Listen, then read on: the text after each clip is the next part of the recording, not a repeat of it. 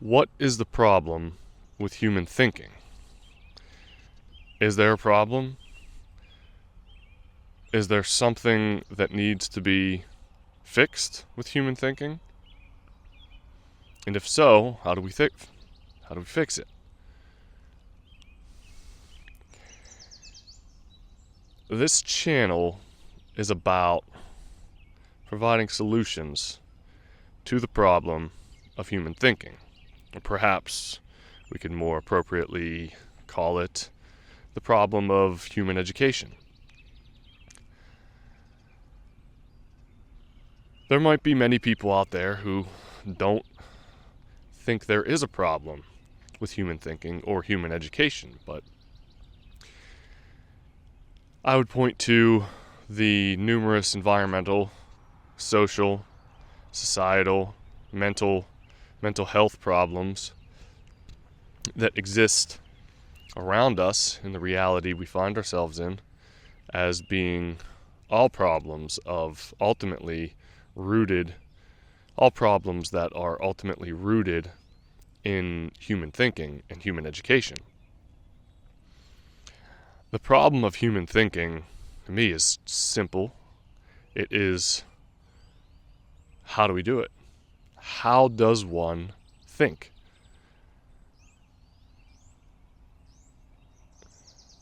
How does one think correctly? How does one think logically? Is there a difference between logical thinking and correct thinking? Because you hear the term correct thinking, it almost sounds authoritarian, as if, well, that's not the correct type of thinking. You're not doing the correct type of thinking, therefore you're not thinking the way we want you to think. However, that's not what I'm referring to whenever I describe correct thinking. I am referring to a logical thinking, like,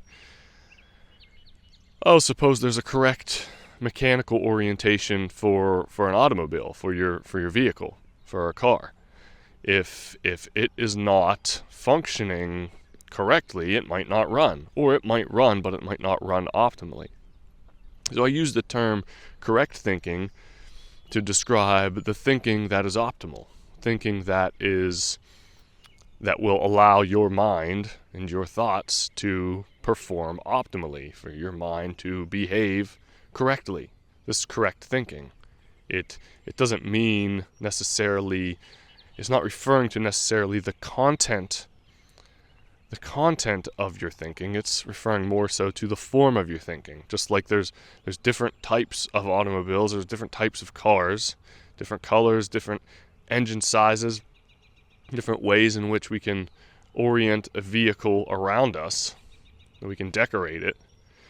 The same is true for our thoughts. We can fill up the content in many different ways, but we should have a logical form to it. If there's a vehicle, an automobile that isn't correctly formed, it's probably not going to run. So the same is likely true for our minds. If we have a mind that is illogically formed, then it will not perform optimally and it may not run at all. That's probably an overstatement. The purpose of this channel is to provide solutions to human thinking. I've arrived at this position here in communicating this to you based on a line of research that I've been performing here. And this is the beginning of phase 2. I'm sorry, this is phase 2. This is the beginning of phase 2 of my analysis into thinking, into human thinking, into how to construct human thinking logically. And I haven't done this in an attempt to change the world, to change others in the world, at least not initially. I originally set off on this mission and this journey to figuring human thinking out of my own self-interest, because it would serve me to better understand how I use my mind and use my thoughts to navigate the reality that I find myself in. It's beneficial to me to understand how my mind works. So I've taken significant interest in attempting to figure it out, and I've learned some things. I've learned a lot of things that have benefited me directly, both personally and professionally and spiritually. And I'm at the point where, in order to continue to figure this out, I've arrived at the realization that I need to communicate the things that I've already discovered, the things that I've already learned. So that's why I'm here. I am here to communicate solutions to human thinking, towards the human mental environment. Before I do that, though, that's not what this initial video here is about. That's what this channel in general is about. But this first video, I just want to introduce myself, because it's my position, or I believe that if you're going to take advice from somebody, if you're going to attempt to learn something from somebody, you should understand that person's history, that person's background, that person's qualifications to teach you. This should be a requirement of every teacher in every education system should describe to their students, what are my qualifications for teaching you this subject that I'm going to teach you. Some of the best professors, the best teachers that I've had in my life, in my progress through the human education systems that society's constructed around us and that I've participated in. Some of my best teachers, my favorite teachers, the most rewarding experiences came from the teachers who were able to back up what they were teaching me by describing their experience with that subject matter. And it just makes it more real because they're acting from concrete examples rather than all theory. So that's the purpose of this initial video here, this introduction. I want to introduce myself. My name's Mike. My name is Mike Hazlett. Michael, you can call me Michael. Some people call me that. And I am a professional engineer. I studied civil engineering. I earned a Bachelor's of Science degree in civil engineering. I've been practicing professionally for almost 15 years. And I work as a civil and environmental engineer. So some of you might not understand what that means. And I'm just going to provide a very basic, general definition of what engineering is and what an engineer is. If you asked most engineers, or I've had a conversation with engineering colleagues in the past, and it seems to boil down to that there's this one differentiating aspect of engineers, in that engineers are trained to solve problems. We're trained to solve problems. I didn't fully understand how that was, how that happened.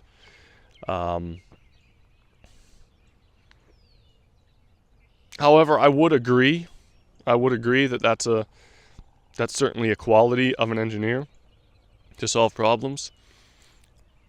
Engineering in general is the application of knowledge, more specifically the application of science, but I wouldn't say it's even just limited to science, because it's the application of all knowledge. There's a lot of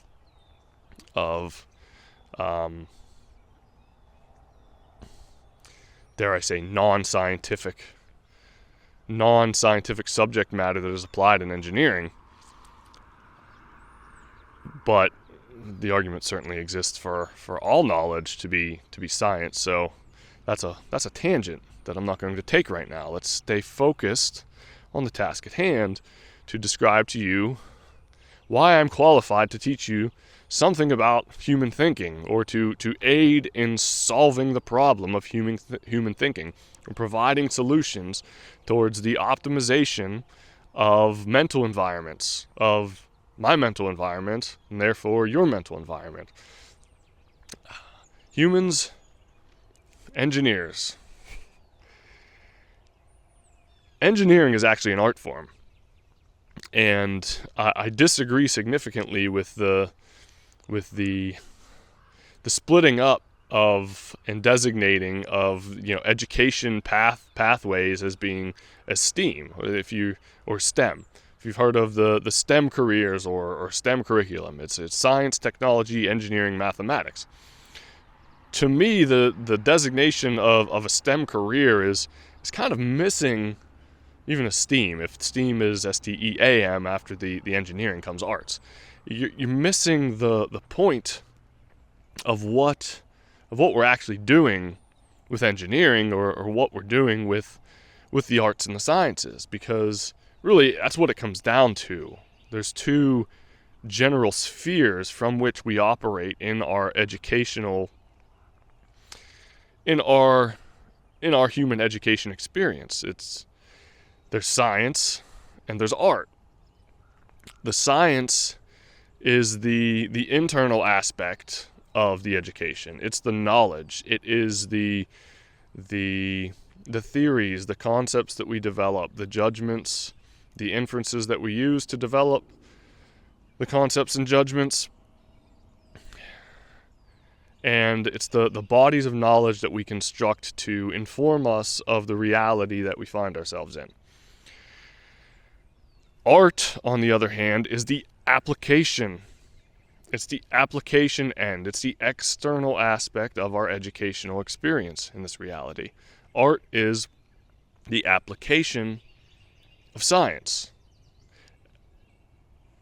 Most in educational systems, they're treated arts as, you hear the term art and it seems to connotate more so the idea of visual art, painting, photography, dance, etc. Where these things are absolutely art forms, but they're missing out on how engineering, carpentry,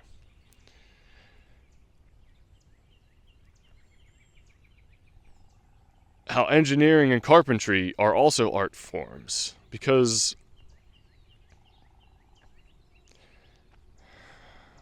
an art is the application of a body of knowledge. Photography, for example. The science behind photography, there's significant science behind photography. There's the science of optics, of colorimetry, of aesthetics, of framing, composition. There's a lot of prerequisite knowledge that has to go in before you can take a good photograph. Anyone can go out and just pick up a camera and start snapping photos. But what sets the good photos apart from the other photos? What makes a good photograph a good photograph? The same can be said about engineering. Engineering is the application of a body of knowledge to solve a problem. So for me, I mentioned that I'm a civil engineer or an environmental engineer. And environmental engineering is a subset of civil engineering. There are different types of civil engineering. I deal largely with land development and hydrology, hydraulics. That is the flowing of water, the movement of water, how water behaves in the environment. I also have experience in construction and earthworks construction, geotechnical engineering. There's a subset of knowledge that I navigated, that I entered into my mind in participating in an engineering curriculum at a university.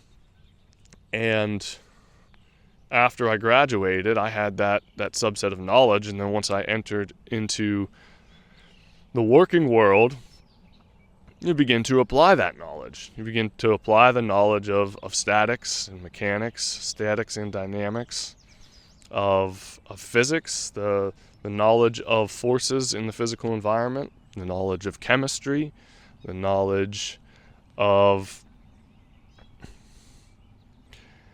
Those are the basic, general ones: physics, chemistry, engineering statics, engineering dynamics, mechanics of material,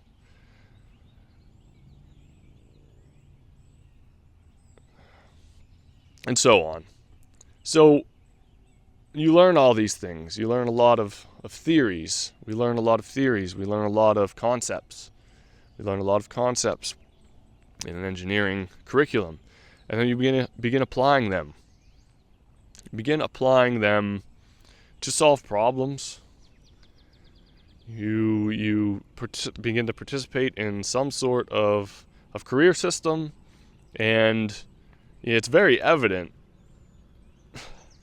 whenever those who enter the workforce from college, I mean, we call them green, right? I was absolutely green. It's because I only had the science end of it down. I didn't have knowledge of how to apply it to bring it into art, to make it a true art. So in that aspect, yeah, I was an engineer on paper. I was an engineer in training because I had a degree in engineering. But was I an engineer yet? Well, it depends on your definition of an engineer. I would argue that it took me a few years to get my sea legs, if you will. Anyways, I've gone off on a tangent here. I'm going to do that significantly on this channel because that's what I do. And unfortunately, at this point in time, I don't have necessarily the time to do a significant editing experience on this video. So I'm going to release it raw. And what you see here is what you're going to get. This is me talking and communicating to you about a topic that interests me significantly. So,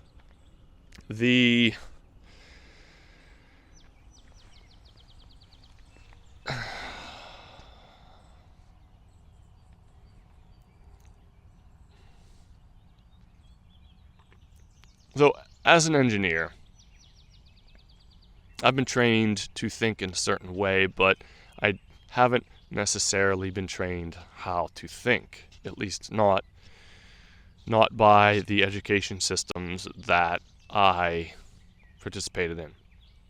As far as I can tell, the education systems that are available to the general public do not offer any training in how to think. Thinking, it's my opinion, should be treated as its own subject around which all other subjects revolve, because thinking is the core. We can't do anything without thinking. All of knowledge exists inside our thoughts, as thoughts, inside our minds. Doesn't it make sense to study that directly rather than indirectly? From an engineering standpoint, if we want to become better thinkers as individuals, we need to understand the mechanisms by and through which we think. If I want to craft, if I want to have a mind that functions optimally, I need to first understand what my mind is. I need to understand what it does. What are the component parts of it? We have these bodies that we carry around, and there's significant knowledge about our human bodies.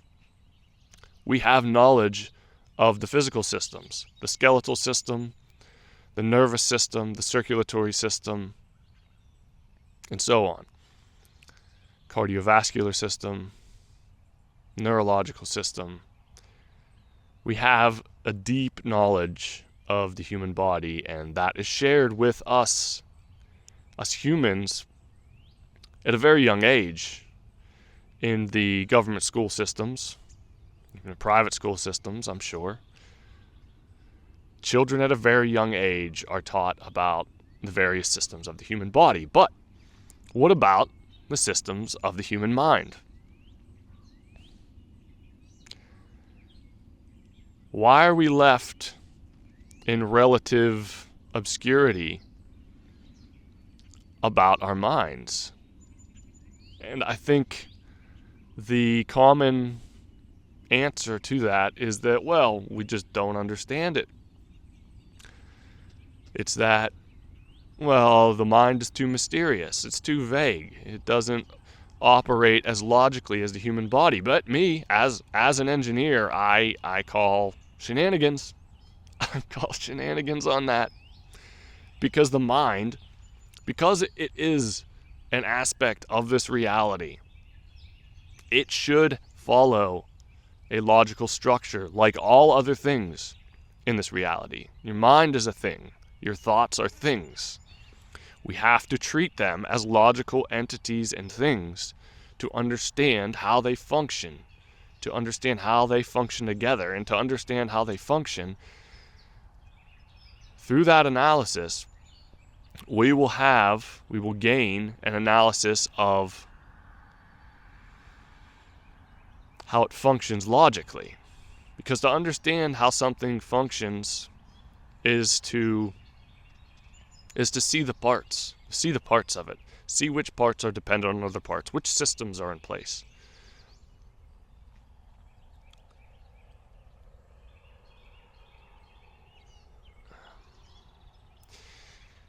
I started this video by indicating that this was interesting to me from strictly a perspective of self-interest. I want to understand how I think so that I can improve my thinking. I also am tasked with educating my children. And I also have an interest in sharing this type of education with others beyond my children, because I see it as an absolute necessity. The problem of human education is one that affects us all in deeper ways than may seem apparent at first glance. So here I am. I am just a simple man. And it is my position on this channel and the programs that are related to this channel to share solutions towards human thinking. Share solutions for human thinking, because there isn't just one way to think. And that is super important to recognize, is that when you begin studying human thinking, when you begin to understand what human thinking is, wow, the doors begin to open, because you realize, okay, wow, I can modify my thinking towards a particular scenario. And to understand which type of thinking to deploy in a given scenario is very useful. It's very useful. I want to provide a better definition of the mental environment than that which I've been given. So this is a survey and analysis of mental environments. The awesome thing about studying your mind, you as an individual, not me studying your mind, I'm studying my mind and the minds that I have direct access to, those being my children, myself, my wife, and those I encounter and interact with daily. I'm studying. However, I don't have direct access to their minds. I only have direct access to the expressions of their minds. The only mind I have direct access to is my own. So this is the proving ground up here. My own mind, my own head. This is where, excuse me, this is where I trial it all first. And that's what I've done, and I've figured a lot out. I've been fairly successful in what I've done with my mind in my engineering career. I've solved a lot of problems, and I continue to.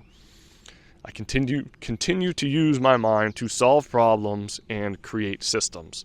So this is about me shifting some of my focus from solving problems and creating systems in the physical environment to solving problems and creating systems in the mental environment. And when you begin to look at it,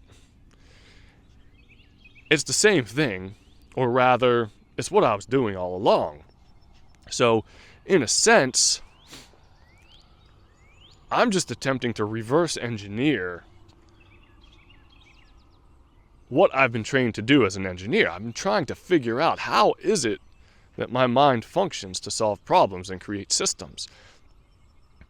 Beyond just the surface of the actual content of it. I'm getting into the form of what that looks like. What are the underlying aspects to this system, to this reality? What are the connections between my mind and reality? How do I use my mind to influence and affect reality? These are the answers that I'm attempting to answer. These are the answers that I am seeking. I am trying to find solutions to help myself think better, and because I can help myself think better, I recognize I can help others, because we're all the same thing.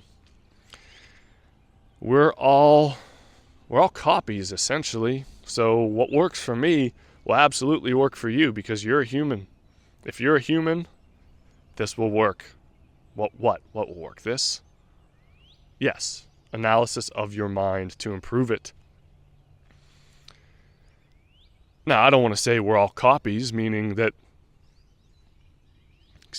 there are no individuating aspects or qualities of us as humans, because absolutely there are. We have significant focus on those qualities as individuals, and that's what makes us unique. I'm more interested in what makes us human. What are the qualities and characteristics that we share? I love individuating aspects. What makes an individual unique? That we need that. But we also, perhaps more so, need to understand ourselves as human beings first. What does that mean? Yes, we're animals.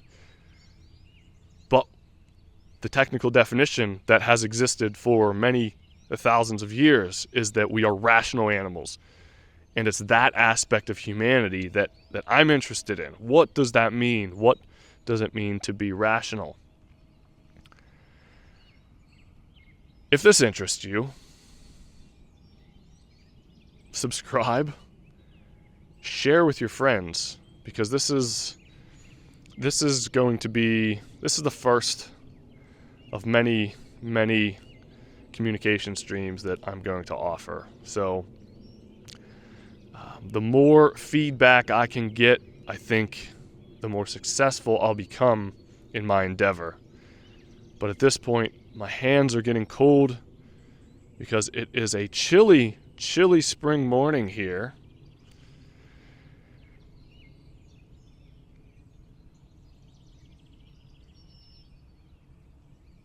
That's all. Thanks for watching.